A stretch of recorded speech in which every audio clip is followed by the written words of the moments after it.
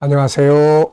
김성길 목사와 함께하는 GTS 말씀 묵상 시간입니다. 네, 오늘부터는 제 9번째 주간의 묵상을 함께 나누겠습니다. 3, 4월 25-2권의 마지막 주간입니다. 마지막 주간, 예수님의 십자가와 그 다음에 부활, 그리고 주님이 남겨주신 마지막 지상명령, 세계선교에 대한 내용으로 이제 마치게 되겠습니다. 자, 이번 주간에는 바로 이제 마지막 주간, 예수님의 마지막 지상명령과 함께 내가 영원토록 너희와 함께 하겠다고 하는 이 약속을 주시는 이 내용이 되겠습니다. GTS 묵상은, 매일매일의 역동성 있는 신앙생활과 함께 삶의 현장의 변화와 발전을 만들고 우리 아이들에게는 재능 개발과 학습 능력을 키워주기 위해서 만들어졌습니다. 재능 개발이라고 하면 바로 IQ, 지적 재능, 그 다음에 EQ, 감성 재능, 다음에는 SQ, 영성 재능을 말합니다. 이 세 가지의 재능을 잘 발전시켜 나갈 때 바울이 디모데후서 3장 15절로 17절에서 말씀하고 있는 온전한 사람을 만들게 되는 거죠. 자, 이것을 위해서 5, 7, 2의 구조가 들어있는데요. 5는 그림을 보고 분석하는 5가지의 내용입니다. 이것을 통해서 생각을 활성화시키고 또 공부하는 두뇌를 만들어 줍니다. 그리고 7은 매일매일의 삶을 이끌어주는 주제입니다. 이 주제를 따라갈 때 변화와 발전이 만들어집니다. 그리고 이 7가지 주제를 한꺼번에 모아서 사용을 하면 우리의 삶을 점검하는 컨설팅의 도구가 되죠. 그리고 아이들은 독서나 학습 지도하는데 최고의 방법이 되겠습니다. 이 방법대로만 공부를 하면 누구나 다 공부를 잘할 수 있게 되는 것이죠. 그리고 E는 질문 만드는 훈련과 그리고 주님과 소통하면서 영감을 얻는 시간이 되겠습니다. 그래서 5, 7, 2, 5, 7, 2, 5, 7, 2를 잘 활용해 보시기 바랍니다. 그림 분석부터 시작하겠습니다. 자, 이 그림은 예수님께서 이제 제자들에게 마지막 명령을 내리시는 장면이죠. 예루살렘 떠나지 말고 아버지께서 약속하신 성령을 기다려라. 이 성령이 임하셔야 영적인 세계를 알 수가 있거든요, 이게. 네. 지금 이때 당시의 제자들은 예수님 십자가에 달려 돌아가시고 십자가 사건을 실패로 본 거죠. 하나님의 나라를 다윗 왕국으로 생각을 하고 있었기 때문입니다.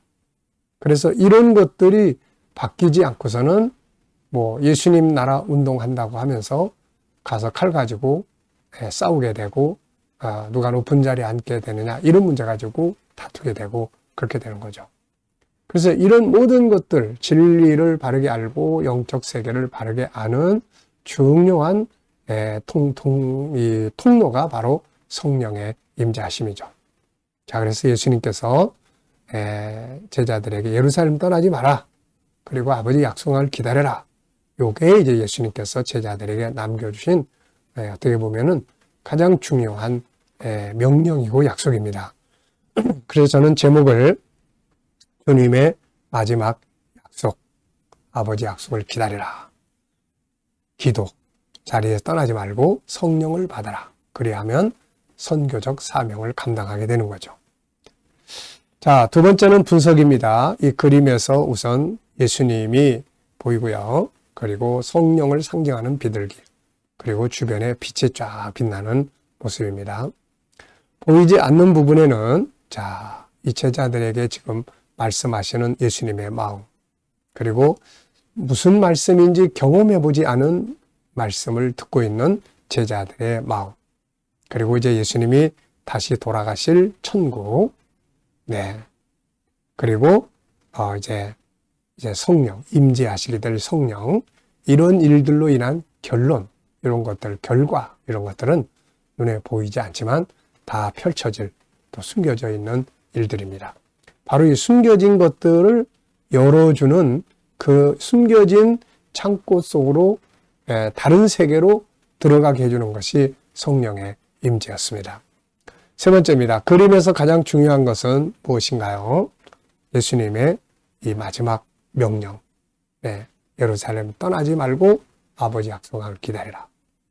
자, 이게 핵심 키였어요.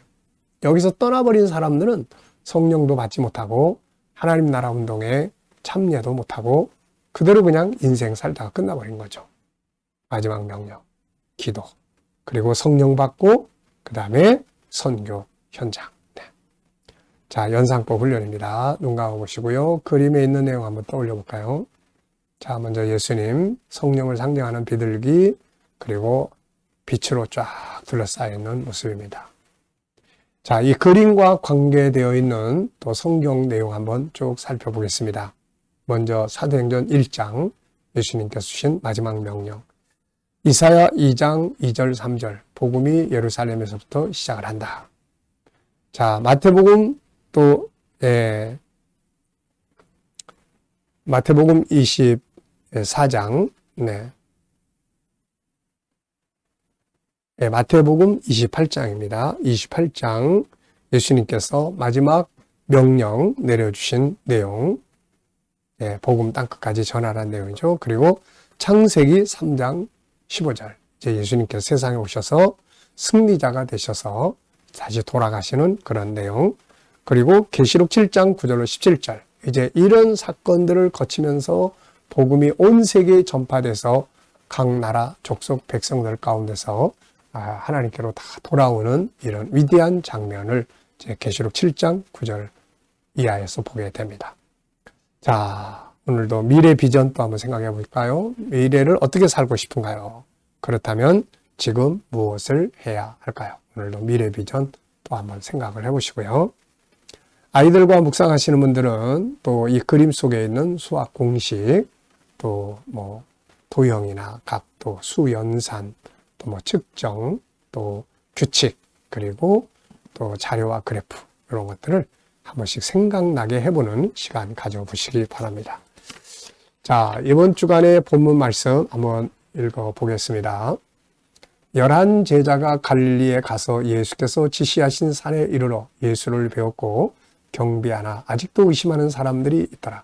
예수께서 나와 말씀하이르시되 하늘과 땅의 모든 권세를 내게 주셨으니 그러므로 너희는 가서 모든 민족을 제자로 삼아 아버지와 아들과 성령의 이름으로 세례를 베풀고 내가 너희에게 분부한 모든 것을 가르쳐 지키게 하라.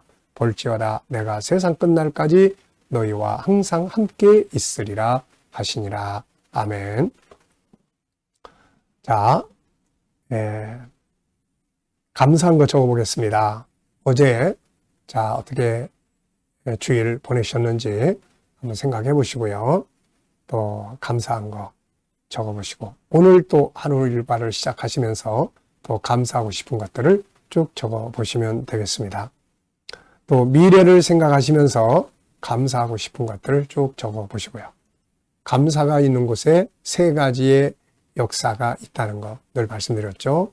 하나는 감사가 있는 곳에 마음의 평안이 있고 감사는 평안을 줘요. 그리고 환경의 변화를 만들어 줍니다. 그리고 하나님이 일하시는 중요한 비결이 되는 거죠. 감사가 있는 곳에 항상 하나님이 역사하셨거든요. 반면에 원망, 불평이 있는 곳에 하나님이 떠나시게 된 거죠. 자, 본문에서 오늘 느껴지는 것은 무엇입니까? 네, 저는 4가지를 적어봤는데요. 첫 번째는 제자가 12명이어야 되는데 11명이 모였습니다. 한 사람 가룟 유다는 잘못된 길로 간 거죠. 참 안타까운 내용입니다. 11제자, 12제자가 이렇게 돼야 되는데 한 명은 예수님 팔아먹고 잘못된 길로 가버린 거죠. 오늘 우리가 이 한 명이 되어서는 안 될 것입니다. 두 번째는 예수님을 이제 만났습니다. 그런데 보고도 믿지 못하는 거예요. 야, 이것도 참 신기한 일이에요. 예수님이 분명히 앞에 계시는데 안 믿어지는 거죠. 이거. 네. 자, 참 의미하는 게 참 많습니다. 보고도 의심하는 자들. 그 다음에 예수님이 주신 마지막 사명, 모든 민족을 제자로 삼아 아버지와 아들과 성령의 이름을 세례주고 내가 너에게 분부한 모든 것을 가르쳐 지키게 하라.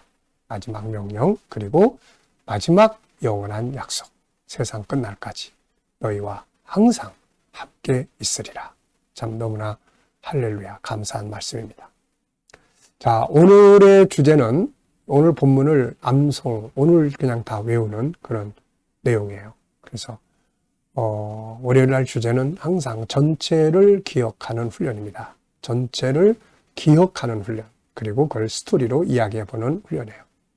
이 방법을 아이들이 학습하는 데 사용을 하면 학습 능력이 아주 커집니다.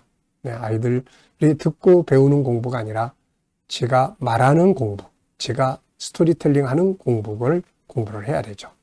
그래서 그러면 아주 유익한 공부가 됩니다. 자, 전체를 기억하기 위해서 첫 번째로 할 일이 시작 부분, 끝 부분을 기억하는 거예요. 자, 여기서 시작 부분은 11제자가 갈릴리에 갔고 예수님이 지시하신 산으로 갔고 거기서 주님을 만났다 하는 내용이죠. 그 다음에 끝 부분은 세상 끝날까지 내가 너희와 항상 함께 있겠다. 처음과 끝을 암기하고 나면은 그 다음 가운데 거를 생각하면 전체를 기억하는데 큰 도움이 되죠. 두 번째는 이제 구조 조정입니다. 구조 조정, 구조 정리하는 거예요. 구조 정리는. 자, 이 본문의 내용의 짧은 구절입니다만은 이 내용도 가만 보면은 그 성격적으로 나눠져 있어요. 그래서 저는 2, 1, 2 이렇게 정해봤어요. 앞에 2는 11제자가 갈릴리에 가서 예수님 만났는데 보고도 믿지 못하는 자들이 있었다. 의심하는 자들이 있었다 하는 거고요. 1은 예수님께서 하늘과 땅의 모든 권세를 다 내게 주셨다. 그러니까 이제 너희들이 이걸 가지고 일하라는 말씀이죠. 그리고 뒤에 2는 이제 바로 마지막 명령, 복음을 전할 것, 내가 함께 할 것, 이런 것들을 말씀하고 있어요. 그래서 2, 1, 2 그러면은 2는 이런 내용, 1은 이런 거, 그 다음에 2는 이런 내용. 그러면 암기하기가 훨씬 수월해집니다. 아이들이 공부할 때도 암기를 해야 될 과목들은 바로 이렇게 비슷비슷한 것끼리 구조를 정하고 단락을 묶으면은 그 속에 있는 핵심만 기억하면 전체를 기억하는데 아주 유익하게 되죠. 자, 이제 스토리텔링입니다. 세 번째는 이제 이야기해 보는 거예요. 자, 본문의 내용을 이야기해 볼 수 있잖아요. 이제 오늘 다 외웠잖아요. 다 이야기해 볼 수 있습니다. 자, 맨 처음에 2, 1, 2를 기억하면서 한번 이야기를 해보죠. 자, 11제자가 갈릴리에 가서 예수님이 갈릴리도 한 지역이 아니니까요.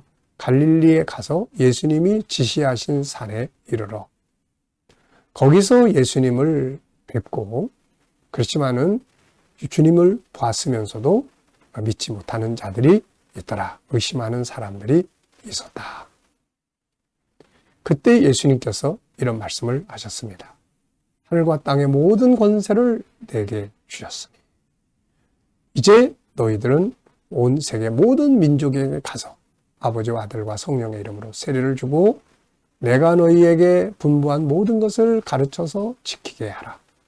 보라, 내가 세상 끝날까지 너희와 항상 함께 있으리라. 아멘. 그럼 벌써 오늘 내용 다 외웠습니다. 이렇게 스토리로 이야기하면요. 공부 잘하는 방법이 바로 이 속에 있다는 거 기억해 두시고요. 제목 정해보겠습니다. 자, 저는 제목을 4가지를 정해봤는데요. 첫째는 안타까운 사람들. 안타까운 사람들. 누가 있습니까? 가룟 유다도 있고 예수님을 보고도 의심하는 자들. 다 이렇게 안타까운 사람들이죠. 만약에 예수님이 우리 옆에 이렇게 나타나신다면 우리는 바로 믿을 수 있을까요? 참 예수님 비슷하게 생겼네. 그럴까요? 네.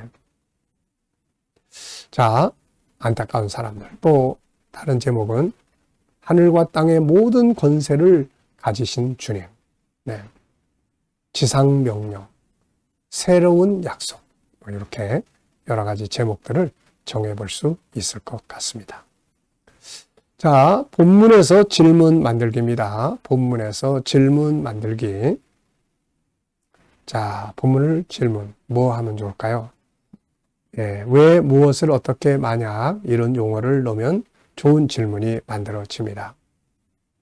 자, 저는 질문을 이렇게 넣습니다. 제자들은 주님을 만나보고도 왜 의심하였을까? 왜 의심을 했을까요? 진짜야? 저는 두 가지로 생각을 합니다. 하나는 분명히 자기들이 예수님을 무덤 속에 장례를 하고 왔단 말이에요. 그거 기억하고 있는 거예요. 근데 그분이 다시 살아나? 이거는 일반 상식에 안 맞는 이야기예요.